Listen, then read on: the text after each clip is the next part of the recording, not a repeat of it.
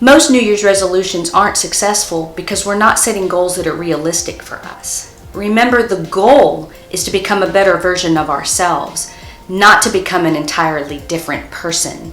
So make sure that what you're working towards is actually improving on who you are. So how do we make resolutions that are successful? Today I'm going to share the 8 steps to making a successful New Year's resolution, and be sure to stick to the end of the video because step 8 is critical.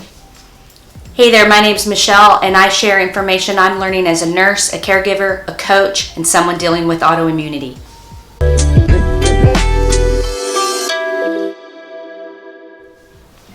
Step 1 is plan ahead. Most people feel that they failed their New Year's resolution if they're not already displaying the new behavior they want to display on January 1st. Really, the entire month of January might be spent in the planning phase of the resolution.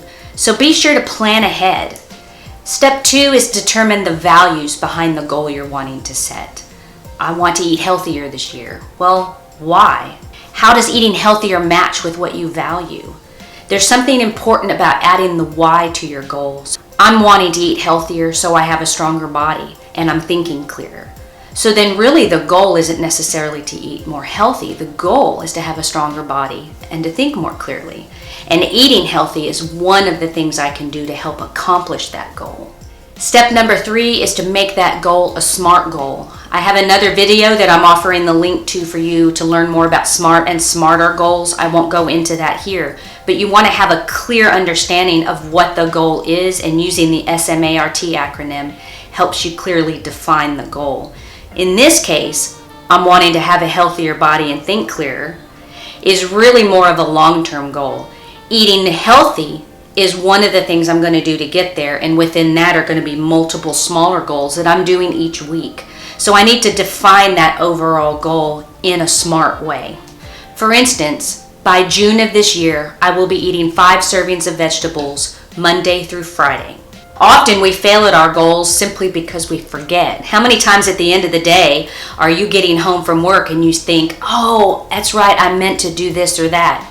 Totally forgot. So then write the goal down, put it in several places around your house, on your bathroom mirror, in your car, in your kitchen, so you can be reminded what the goal is. Step 4 is then to start planning out your weekly goals or your smaller goals that are getting you towards that larger goal by June. And remember, just set 1 or 2. There's no need to set 5 or 6 and overdo it and overwhelm yourself. You're already forcing yourself to do something you've not normally done, so it's out of your autopilot pattern.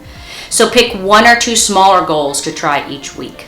In coaching, this is where we actually incorporate strengths. So what are the strengths that I display? I tend to be really good at organizing. How can I incorporate organization into my weekly goals that get me closer to eating those 5 servings of vegetables 5 times a week? And remember, some of your initial weekly goals are still going to be around research and organization.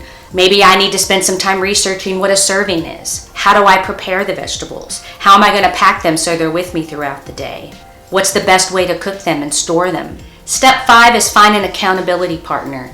It's really valuable to share your long-term goal and then your weekly goals with an accountability partner. This takes the New Year's resolution from being inside your head to being out there. When it's out there, it's more real. I'm more likely to follow through with what I said I'm going to do if I'm having to give an account to this other person. This is often where people hire coaches, not just for the planning and organization part, but also for that accountability piece. Step number 6 is get your environment set up for success. There might be some weeks or some smaller goals that you're having to actually work on this piece. Do I need to remove certain foods from my house? Do I need to change my schedule to now go to the store or the farmer's market twice a week so I have the vegetables on hand? I may need to set up a section in my kitchen with a cutting board and prep area so it's much easier for me to prep those vegetables and get going. What is it about the day-to-day part of that goal that's difficult? Set up your environment so accomplishing those goals is easier. Step number 7 is be mindful. Regularly ask yourself the question, what am I doing? Why am I doing it? Is that getting me closer to where I want to be in June? Having a healthier, stronger body and a clearer thinking mind. For me, it was pretty difficult to incorporate mindfulness into my everyday. I actually had to set an alarm on my phone every hour I was awake. asking those questions. And it was actually pretty convicting, because if I'm sitting on the couch and the alarm goes off asking these questions and I'm on my third sitcom, maybe I need to rethink what I'm doing. And then step number 8, give yourself grace. This one's really, really important. Most of the time, it's not just one thing we're changing, it's multiple smaller things that we're changing. And because we tend to function on autopilot, until we incorporate those new behaviors into our autopilot setting, we're going to fall off every now and then. We're going to mess up. We're going to forget. So giving ourselves grace and saying, okay, I really messed up today or yesterday, but now I'm going to learn from that and I'm going to readjust what I'm going to work on and move forward with it. And if you need help setting your goals and moving forward to become a better version of you this year, reach out to me today.